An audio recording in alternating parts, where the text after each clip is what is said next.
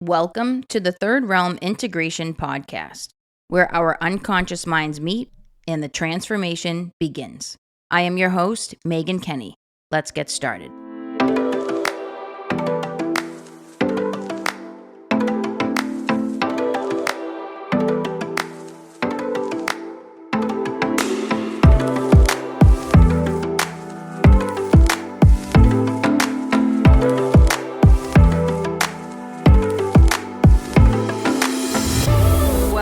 Hello, everybody. It is good to be back on the mic with all of you today.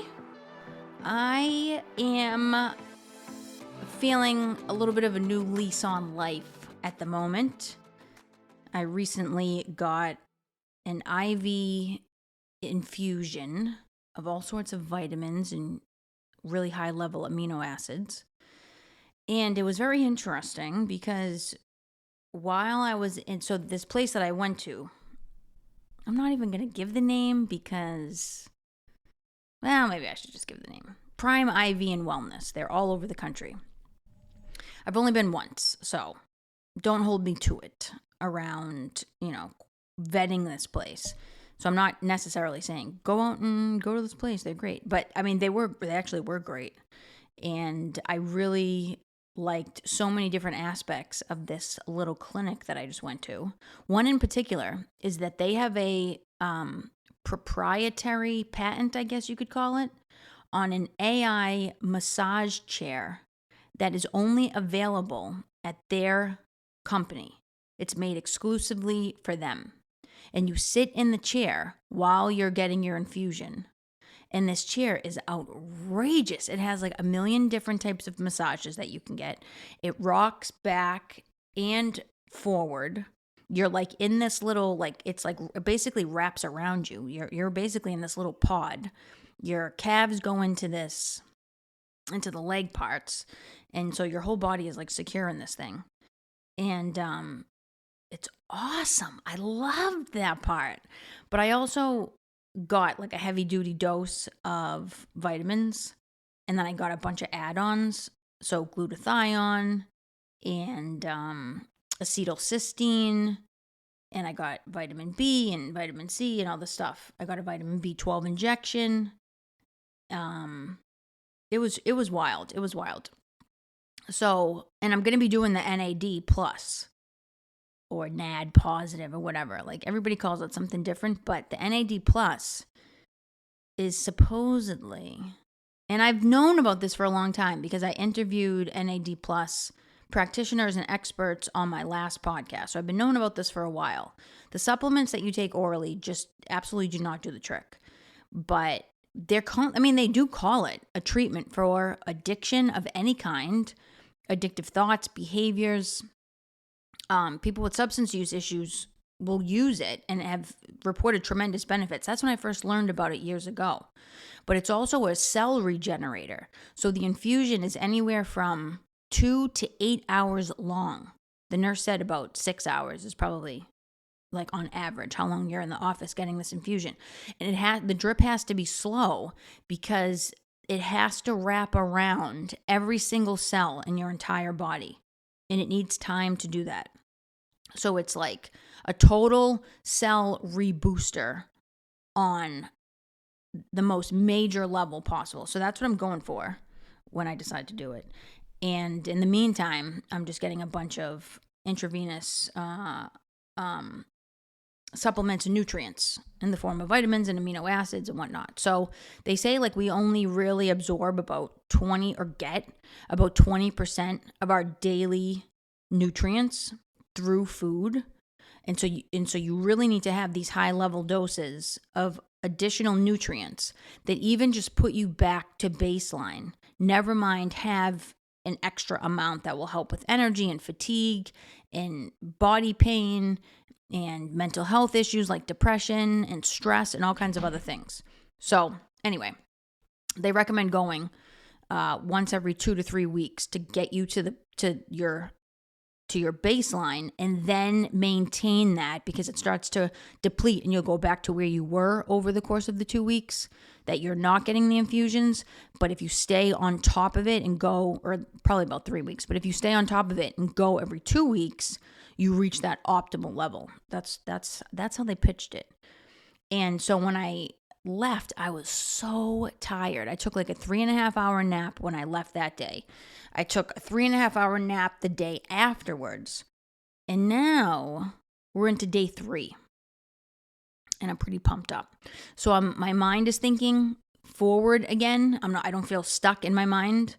All of the ideas that I typically would have and would have the energy to keep up with are now coming back.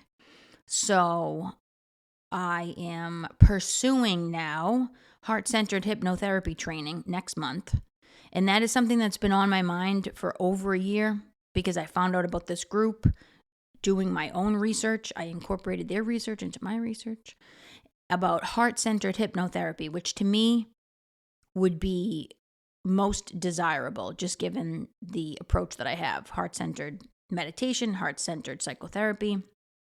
So I didn't want to just do any type of hypnotherapy training.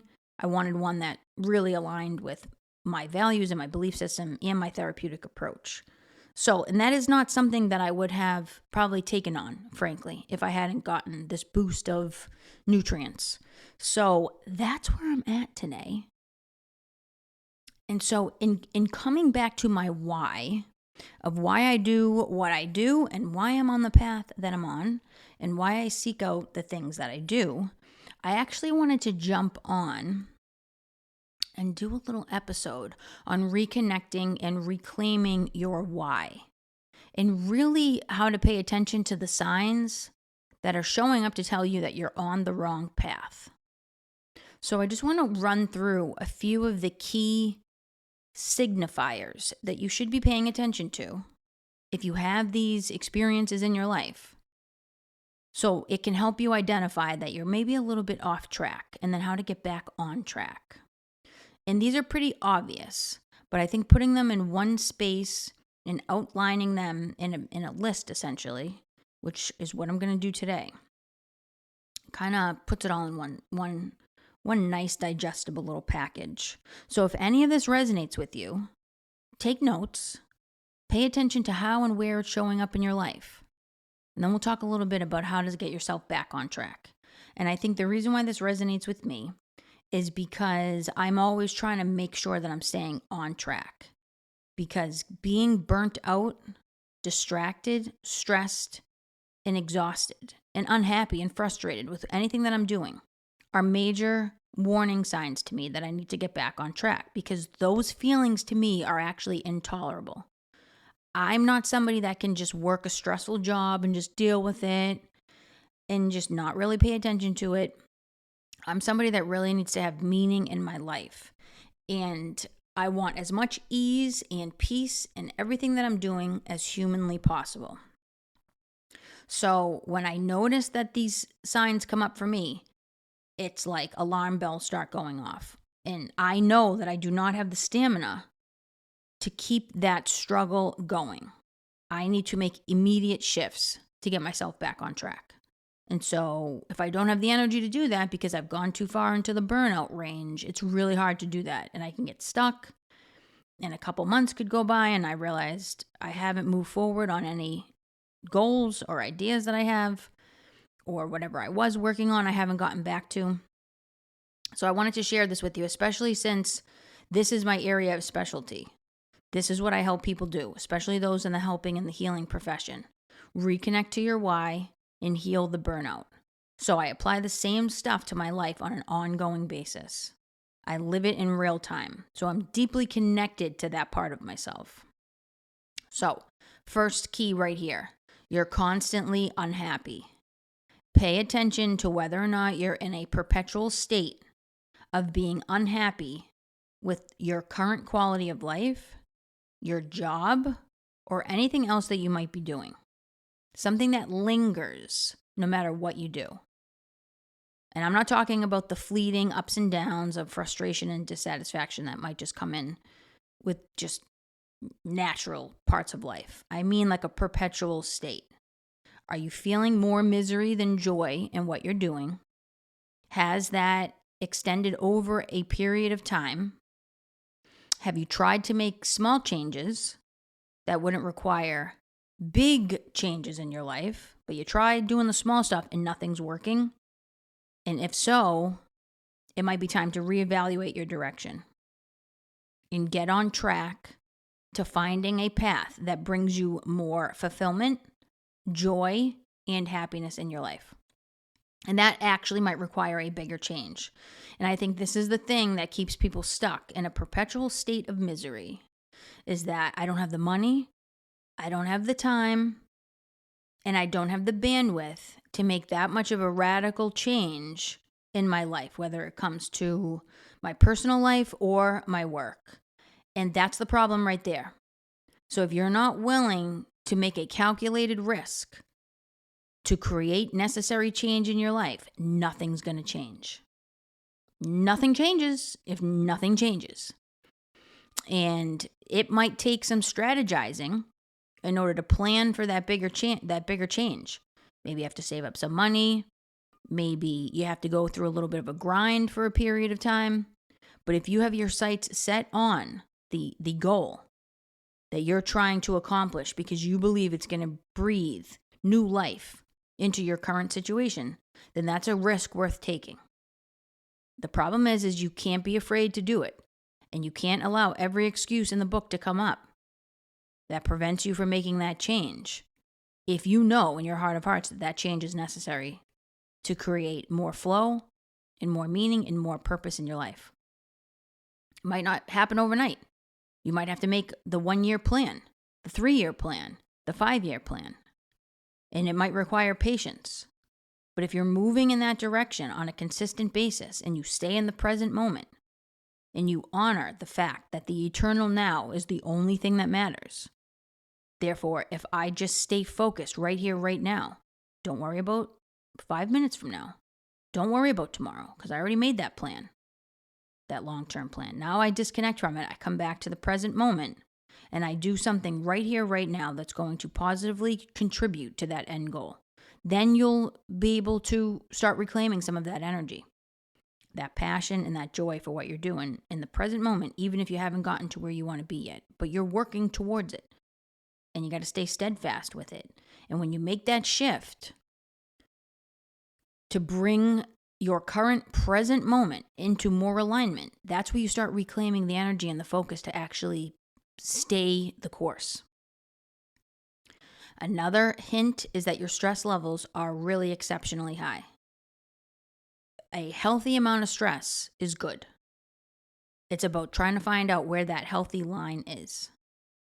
Because just enough stress allows us to feel motivated in doing something different in our lives that will be healthier.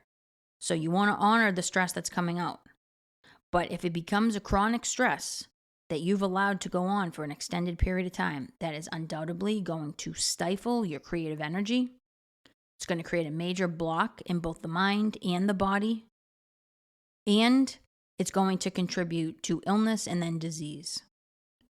So it's really important that you pay attention to what your stress level is and that you humble yourself enough to know your limitations and back off from the edge if you've been plowing through it for an extended period of time. That's a super important one. When you come to the edge, do you soften or do you plow through? Do you back off out of fear or do you force yourself to go beyond your limits? And if you can just come to that edge and soften a little bit, you'll find your flow and you'll find your way forward. Another red flag is that you find yourself regularly, physically, mentally, emotionally exhausted. And it's perpetual, again, with this constant.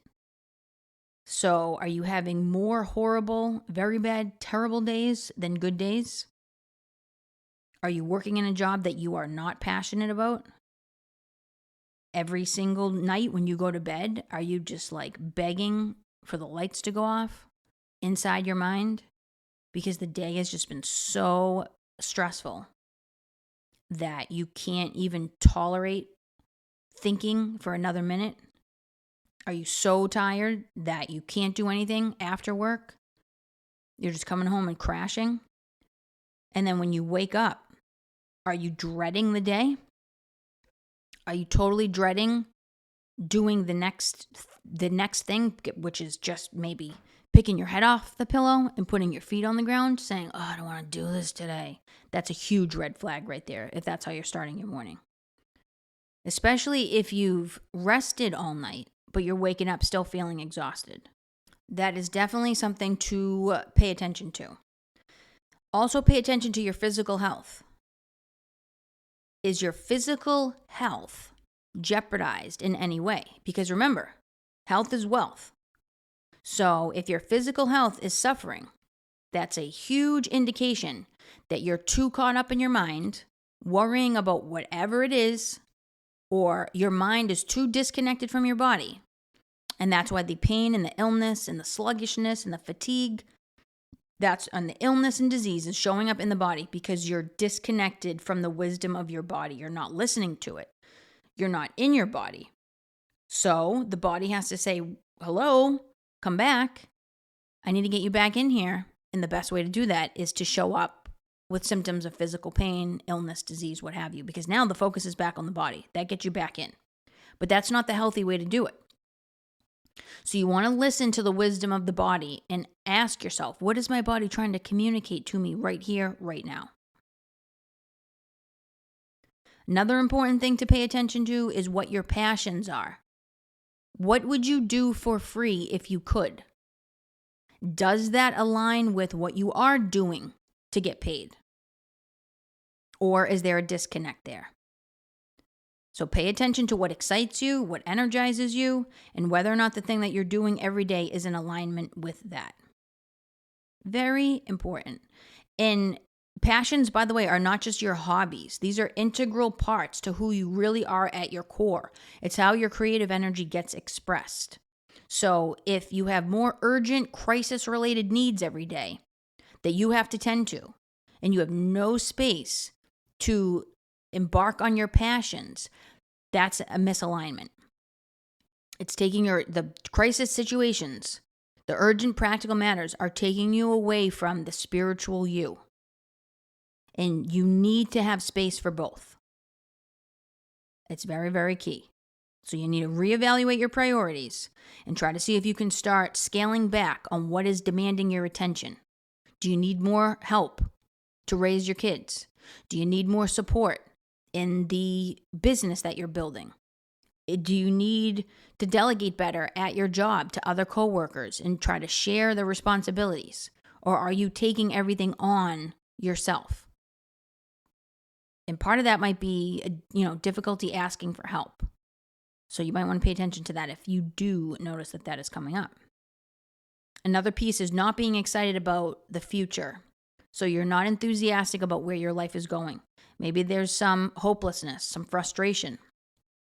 That's also leading you potentially to feeling stuck. And so you feel a little stagnant. And that is a huge red flag because what we know about nature, what we know about life, is that everything is in constant motion. Everything is a cycle. So stagnation is death.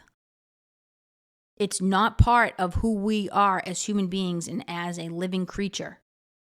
Just look at the cycles in nature, whether it's the moon rising and falling, the sun rising and falling, how the stars move, how the leaves turn, how the flowers bloom, how things regenerate in nature and participate in this cycle of life. If you are stagnant, you are dying. It is death of the soul. So if you're not moving forward in your life and evolving and growing, you need to pay attention to what your fears are that are holding you back from pursuing a more fulfilled life. Because at the end of the day, our biggest enemy is only one person, and that's us. All the answers live within us, and we are our biggest obstruction going forward. Maybe it's not the whole of us. It is a part of us. It's our fear-based part, but it's us.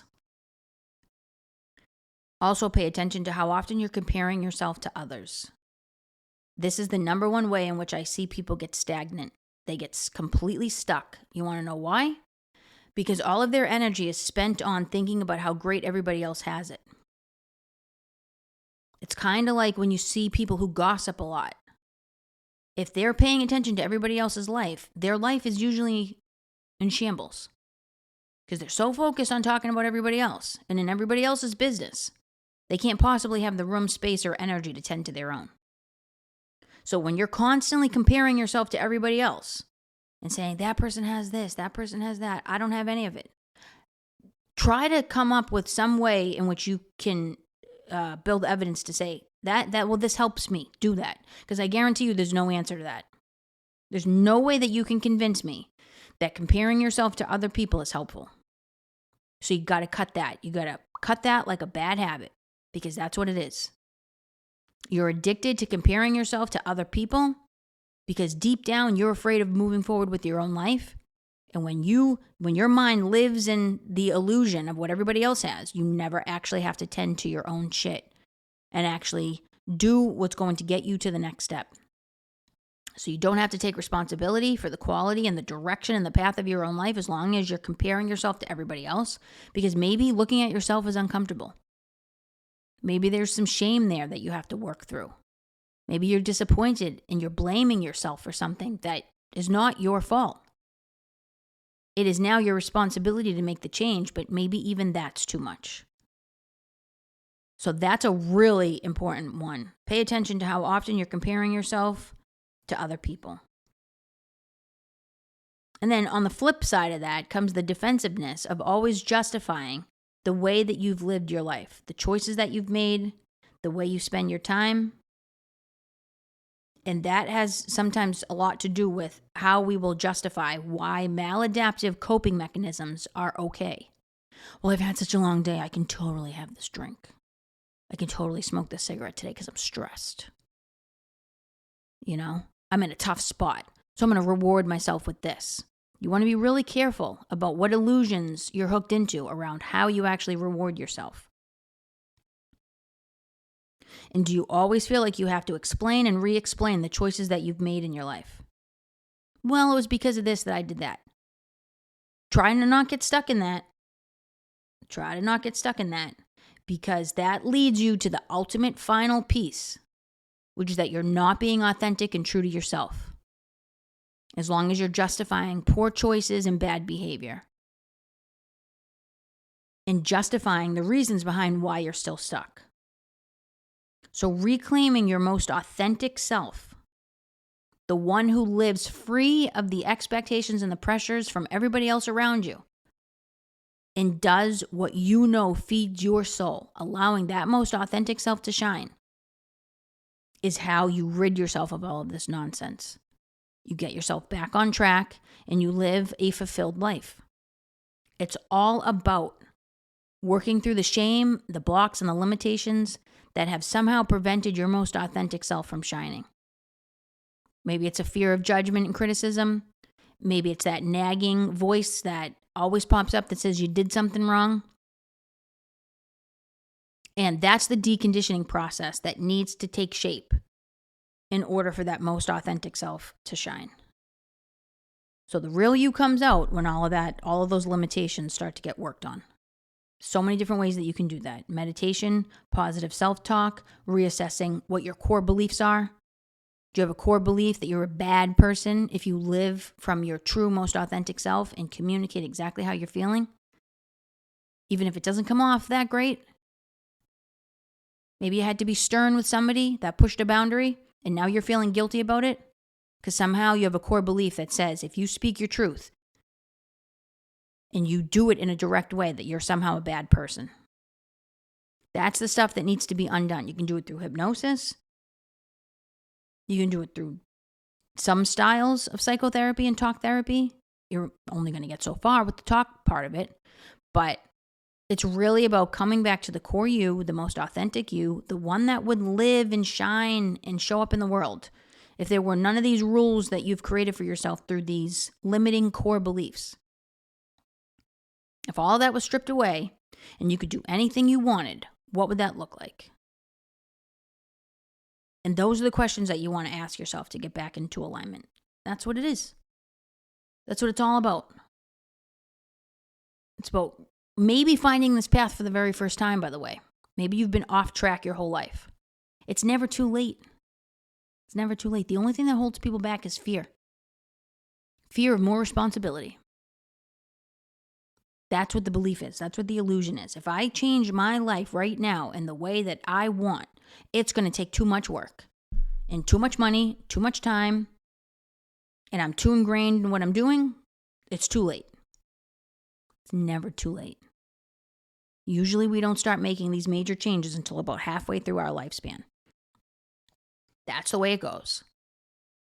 So I always think it's a trip when people that are like in their early 20s, they're like, I'm 30. I'm 30 and I can't believe I'm like this off track. I can't believe I've been doing it this way for so long. It's like, what? Are you tripping?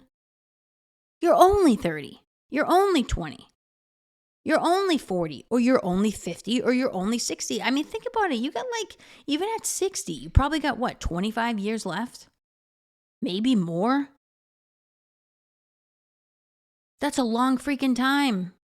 You could do a whole life revitalization in those 25 years. Why would you not do it?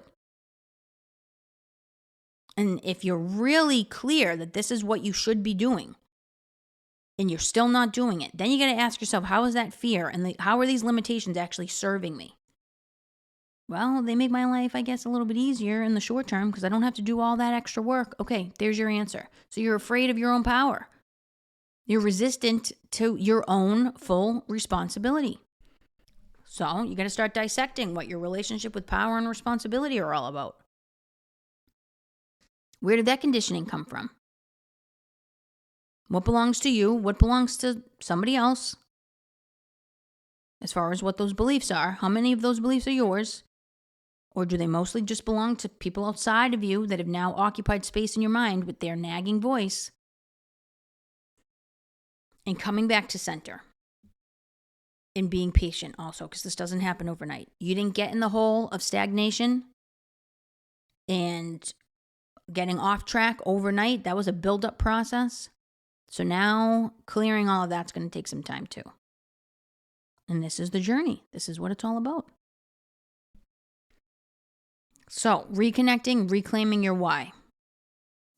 There it is in a nutshell. I'm going to leave it there. I will catch you guys on the next episode. It has been real, as always. Really real. And I'll keep you posted on how the vitamin infusions go. So far, so good. So, that's it. May the light always lead your way. Be well, everybody.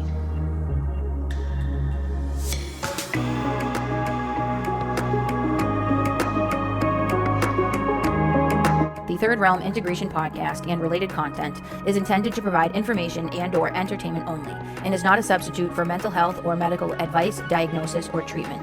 Do not delay mental health or medical consultation or substitute a mental health or medical professional's opinion because of what you heard on this show.